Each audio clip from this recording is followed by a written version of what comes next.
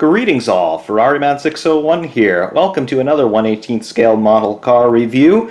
This, the 1971 Lotus Type 56B, as driven by Emerson Fittipaldi in the 1971 Italian Grand Prix. This model is far and away one of the most interesting Grand Prix models that I have, and it's very interesting partially due to its history, but mostly due to its design.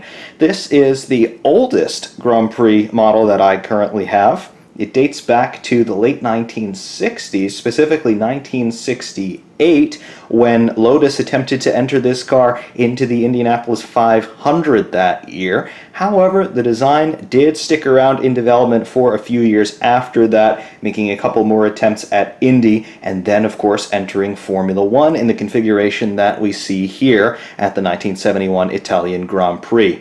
This car is extremely interesting as a design study as well as a historical oddity, but by far the most interesting aspect of this car is its power plant. What sort of an engine would you reckon a car like this from this era, late 60s, early 70s, would have?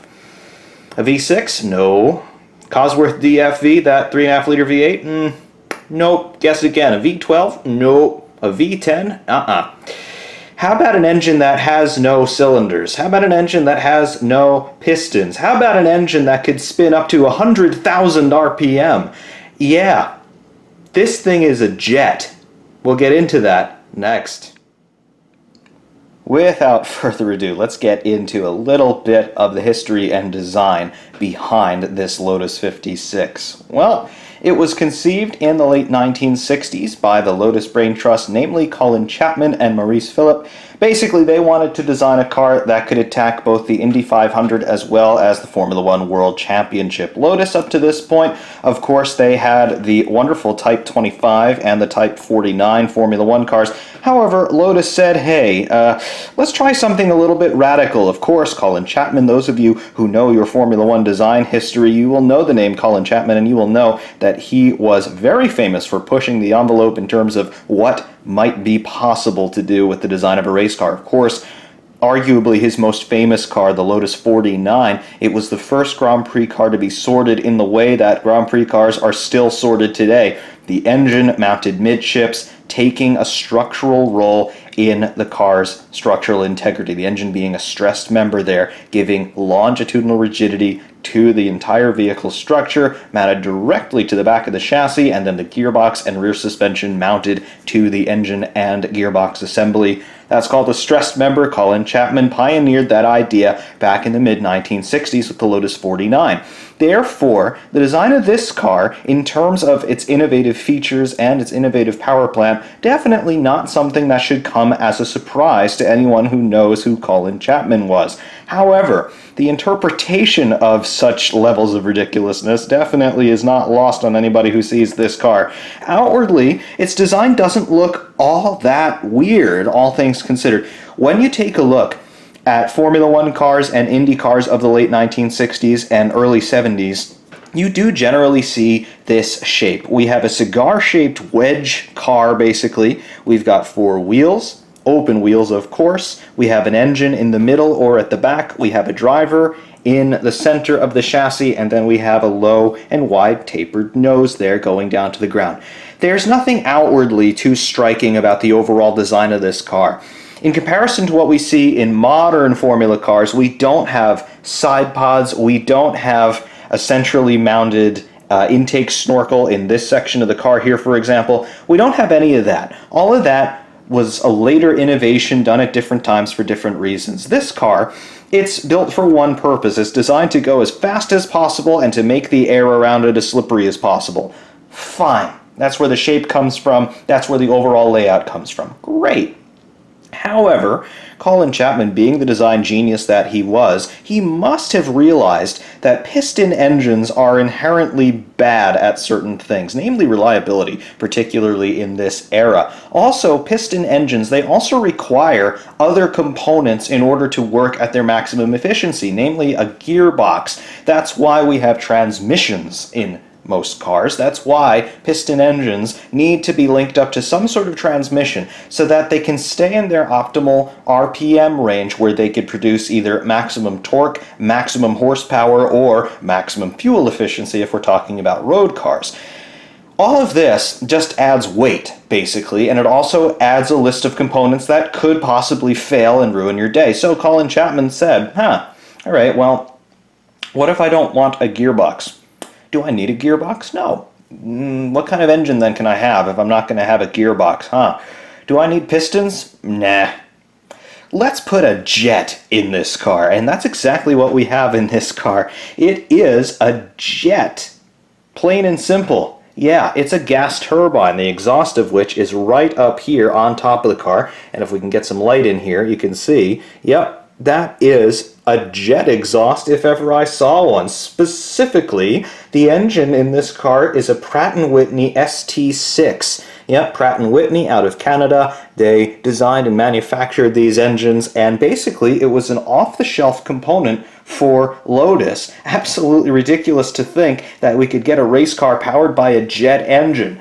Now, those of you who are familiar with aviation and how jet engines work, you'll know that basically a jet engine is designed to generate thrust. On aircraft, jet engines, for the most part, are not going to be preoccupied with running gear trains, no transmissions really in airplanes as far as the engines are concerned. Jet engines are going to operate by the principle of thrust. They're going to suck in a lot of air in the front center section of the engine. They're going to compress that air. They're going to squirt some fuel in there, light it on fire, and then the expanding gas shoots out the back, and that force combined with bypass flow just around the turbine blades pushes the aircraft forward. That's not the principle that this car is running off of. That ST6, now called PT6, believe it or not, these engines are still manufactured by Pratt & Whitney today in 2018. This engine, it was not designed to generate thrust in this application. This engine actually drove the wheels, and by wheels I mean all four wheels. Yes, this is a four-wheel drive car. However, this car did not have a traditional transmission. It did not have a traditional geared drivetrain. What this car had instead was a series of torque converters and drive shafts. Yes, this car had no clutch, it had no gearbox, it simply had torque converters, which served to couple the engine to the driveline, and those drive shafts, those prop shafts, went rearward to the rear axle and forward to the front axle. Therefore, this car was four-wheel drive, one of very few four-wheel drive Indy cars or Formula One cars ever to see competition.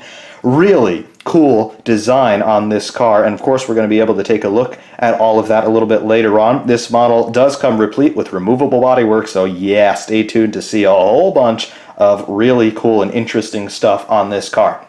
However, back to planet Earth for a moment. Competition history on this car. Well, you might think, whoa, it's got a jet engine. It's going to be really quick. Well, looking at the specs on this thing, aside from the engine and driveline, it's pretty conventional. The chassis, it's an aluminum monocoque, no carbon, and really not even any fiberglass in race cars of this day. So it's an aluminum monocoque riveted together from different shaped aluminum panels. The suspension, double wishbone, and inboard coil springs and dampers, so very conventional for the era. In fact, you can see the wishbones and coil springs here mounted inboard on the front suspension at least. Yeah, very conventional. Formula One cars don't do this anymore. In fact, most open-wheel race cars don't do this anymore, but that was the design trend of the era. The car weighs 600 kilograms. In this Formula One spec, it weighed 612 kilograms for the USAC IndyCar regulations. They just ballasted out for that. In the IndyCar series, it ran on STP fuel and it ran on Shell fuel in Formula One, and as you can see here, running on Firestone tires. So really, aside from the engine and driveline, this is a very conventional car for its era. They're not doing anything spectacular with materials or aerodynamics here. Remember, late 1960s, aerodynamics just beginning to find their way into race car design. The team's just starting to understand the implications for performance if you can make a car that is aerodynamically efficient. When we get to this car's competition history, well, let's just say it was less than stellar.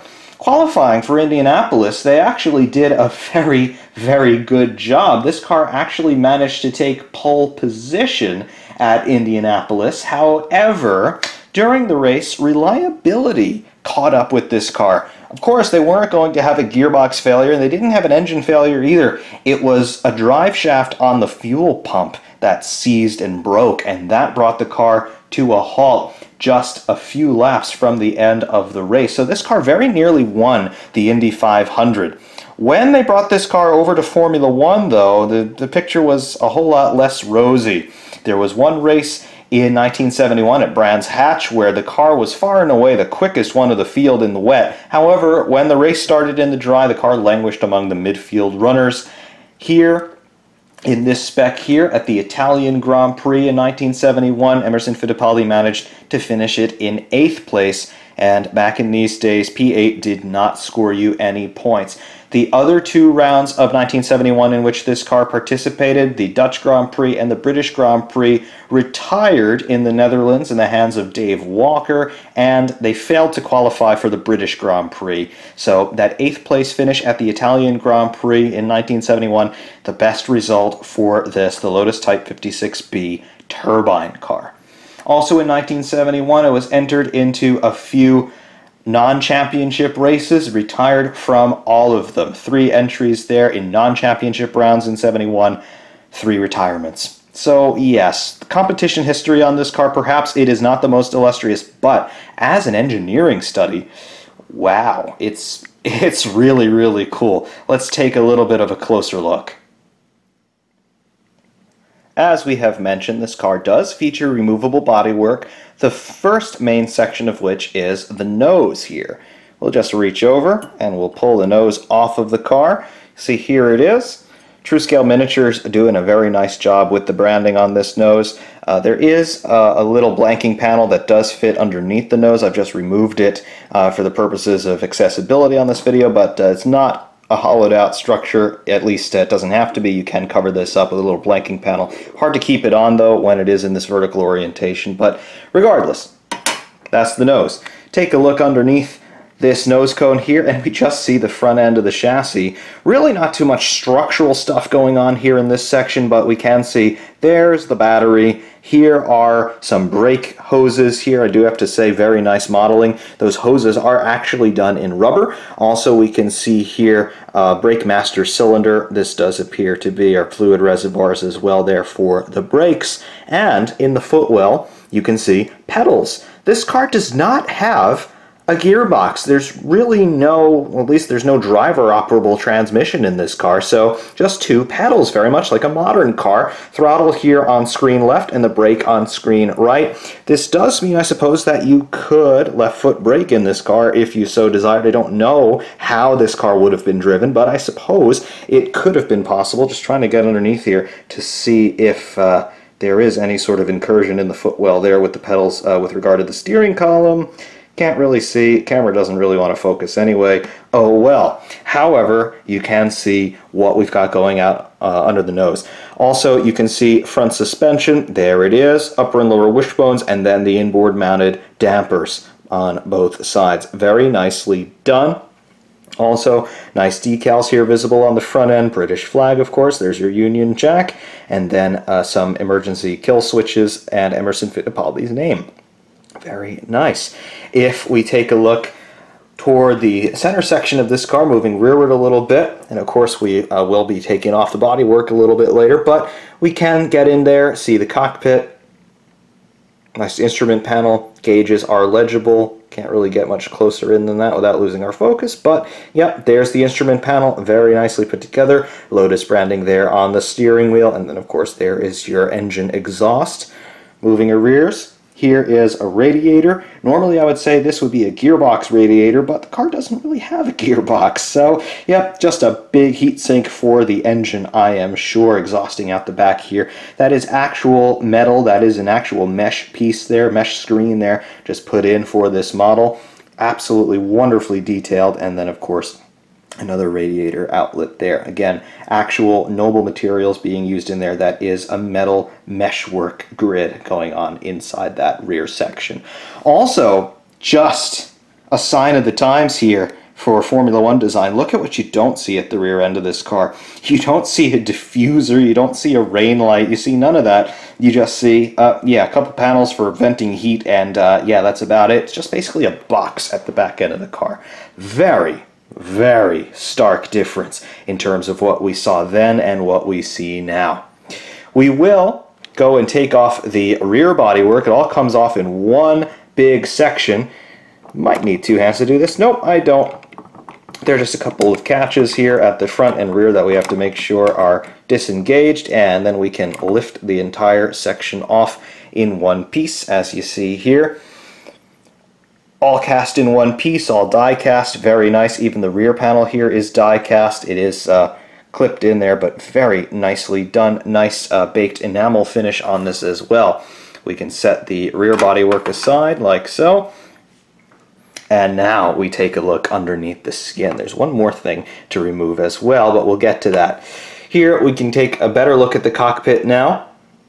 You can see what's going on in there. All sorts of instrumentation that the driver would have had. Over here on the right-hand side, you can see two switches. I would imagine those would be, and then we have gauges there. Unfortunately, we can't really get in any closer. We can't read what those gauges actually say, but I am led to believe that they are legible. If anybody has any software to enhance video, you might want to try and use it on this right now. Regardless, though, you can see roughly the view that the driver would have out the front. There are the gauges available to him. Turbine RPM, turbine temperatures, things like that. And then over here, probably fuel pressure, maybe a speedometer, again, maybe. And then two more ancillary gauges here over on the left-hand side of the chassis. Notice you don't see a gear lever in here. Again, this car has no gears, no driver operable speeds anyway. Over there, that's probably a pull switch to shut the engine down, I'd imagine. It probably controls your fuel pump. And then over here on the left-hand side of the monocoque, there is your Lotus chassis plate. There we go. Exposure's gone a little wonky, but yep, believe me, it is there. Lotus chassis plate, as you can see. Seat belts with photo-etched metal buckles and actual fabric seat belts. Very nice. And then the driver's seat as well. Have a look at this, though, for contrast with a modern Formula One car. You see what the seat looks like. The driver's just sort of reclining in here. It's not Alcantara, it's not carbon, it's not even molded generally to his body shape. It's just kind of there, and you just sort of slot into this car and you do with it what you will. It's a real change of pace, I must say. Over here, this is a better view of the footwell now from ahead, so now you can see what we've got going on. Throttle and brake, right and left, easy as you like. Stop, start, very nice. Moving rearward on the car, we can take a look at what we've got going on in the rear. Here is that radiator that we talked about before. There it is. All noble materials in there. That's an actual metal mesh. It's absolutely minuscule to look at with the eye. The camera definitely doing a great job at magnifying what we have going on in there, but very, very cool stuff. You can even tell that it's real because you can see how the light's refracting off of it. You're getting a little bit of a spectral effect in there. Very, very cool. Moving below that, we have got this beige box, and I can't quite determine what that is. Let's see. Something by Industries Limited number, then specification. We have some spec numbers there. Yeah, I'm not entirely sure what this beige box is on this car. It could be a battery, it could be an oil tank of some sort. I'm not sure, but there it is. And speaking of things like oil tanks, just look at all of the plumbing we have going on in the rear zone. Here's the rear suspension, the upright damper there, and then we have more pipes and springs and hoses going toward this manifold. Appears to be something for controlling some fluid, either hydraulic fluid for the brakes, or perhaps it's a fuel delivery system. Just so much going on with this car. Over here we can see more gauges, believe it or not, on the rear section of this car. Try to get the light in here so we can see. We do have a gauge right here of some sort. I would assume that this This aluminum section you can see riveted. I would assume that this gray box is an oil tank of some sort. Fuel obviously would be stored in the center section of the car around where the side pods would be on a more modern car, but I'd assume that this is an oil tank for that turbine engine. We can see some of the latter stages of that engine back here, but you just see a whole bunch of white really. Well, we can remove all of that as well. Take a look. More catches that we have to make sure are disengaged. We've got the right side, there's the left side. Again, just this is in plastic, but all done. It's two pieces here that are just press fit together, but you can see some duct work inside here, and again, they're just trying to funnel air into the intake side of that turbine. Speaking of that turbine, now we can see it in all of its wonderful resplendentness. Yes, here it is. Get some light in there. Yep, there is your Pratt & Whitney turbine engine, and it is absolutely crazy. Interestingly enough, you can see that the engine's air intake is actually in the rear section of the engine in terms of how it's mounted here. Here in the you can see meshwork. Again, this is more actual meshwork done. This section here, yep, actual meshwork, and it's actually hollow underneath. You don't want to press too hard because you'll dent that in a hurry. But actual metal, actual meshwork, and underneath, I can see this with my eye. I'm not entirely sure how well it's coming out here on camera, but you can actually see that there is a compressor stage of the engine that is modeled inside of that meshwork. Absolutely crazy levels of detail here by TSM. Over here we can see the center section of the engine. This is your second stage compressor section on this engine. This is also where the fuel will be thrown in and where that fuel will be ignited. Gas turbine engines like these, despite them being all intimidating because, well, they spin really fast and they get really hot, actually they ignite their fuel most of the time with a spark plug of some sort, so some commonality there with typical piston engines. However, a very different kettle of fish entirely. Back here, we would have our final stage of compressor blades now driven off of the exhaust. These would just be shaft drive to run the intake impellers, and then here obviously is our exit. Now in an aerospace application, if you wanted to have an engine like this, you could have it configured like this if you were going to have it, say, in a helicopter. But if you wanted this in a fixed-wing aircraft, obviously you would want this end of the engine just open so it would fly the exhaust out the back and then push the aircraft forward. Newton's third law. Here, Newton's third law would be a very bad thing because the exhaust would be going straight into the driver's back. So here we are routing our exhaust up, out through this funnel, and then it just gets shot up and out of the car here through that exhaust stage on the turbine. Very cool. When this car is running, and there are a couple running examples of this car both in its Indy 500 as well as in its Formula 1 spec, you can see just a ton of heat shimmer, the light being refracted by the very low density, high temperature air coming out of that exhaust. So you can very clearly see where that exhaust is being funneled to out of the car. But yeah, this is a gas turbine powered Formula 1 car, and it's absolutely crazy. Back here, we can also see, and this is quite interesting, get a little bit better of an angle on this from the side perhaps, but can you see the silver bar running through the left side of the car right next to the engine? That is one of the drive shafts. That is going to be running, looks to be the rear wheels, believe it or not.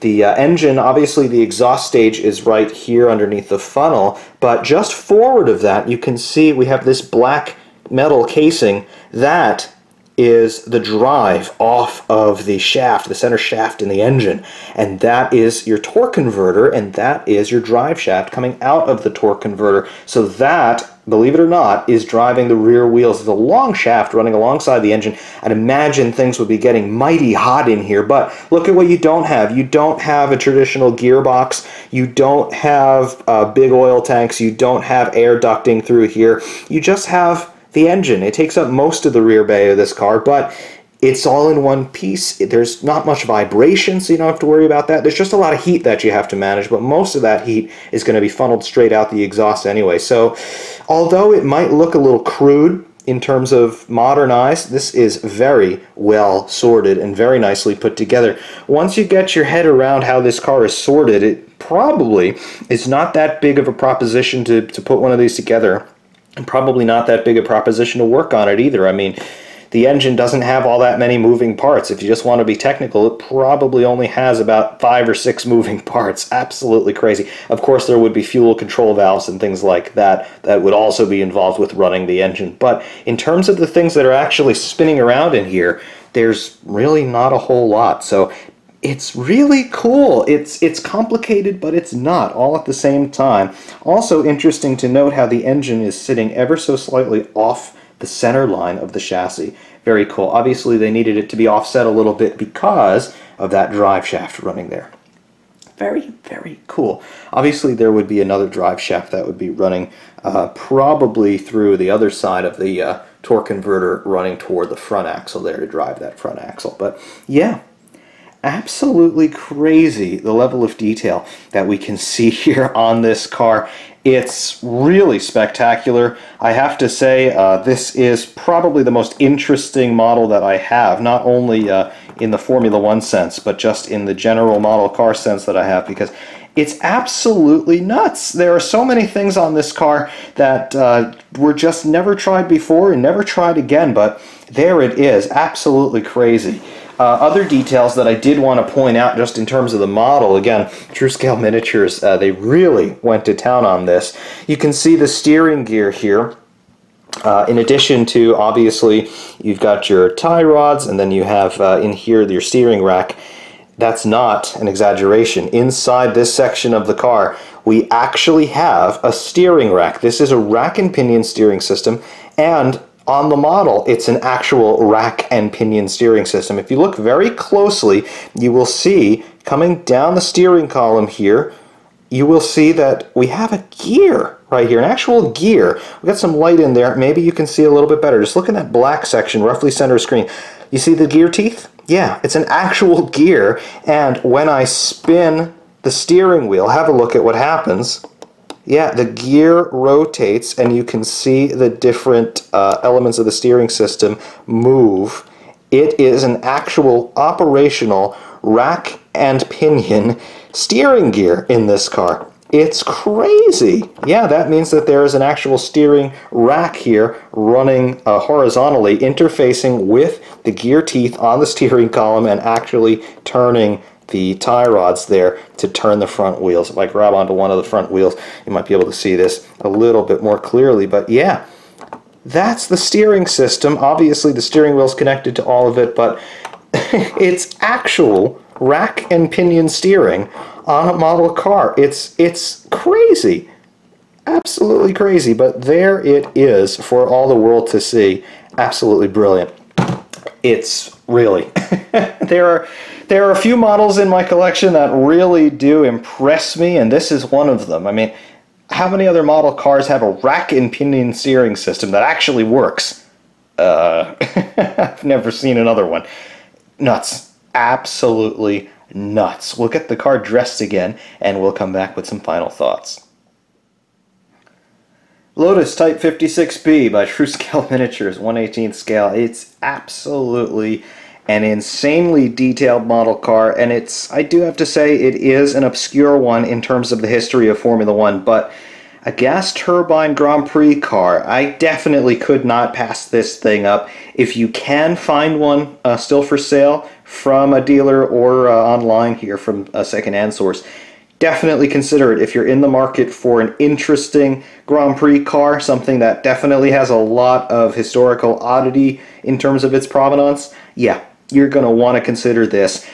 It's a Lotus, and Lotus, obviously one of the more famous names in Formula One history, one of the more illustrious names as well. Of course, later on these guys would go on to pioneer ground effect, so well, that's the lineage that this car has as well. The Lotus 79, it's related to this, and you might even be able to see some inklings of a hint at a Lotus 79, particularly in terms of the way that front nose is. But yeah, Lotus Type 56B by TrueScale Miniatures, unbelievable car to have If you can get your hands on one, I very highly recommend it. It's just really unique. It's something you don't see every day, and in terms of Formula One history, it's something that comes out of the wild world of the 1970s, something that we'll probably never see again in all of racing. But here it was, Lotus 56B, 1971 Italian Grand Prix by Emerson Fittipaldi. Yep, finished 8th, but it definitely made a mark on history,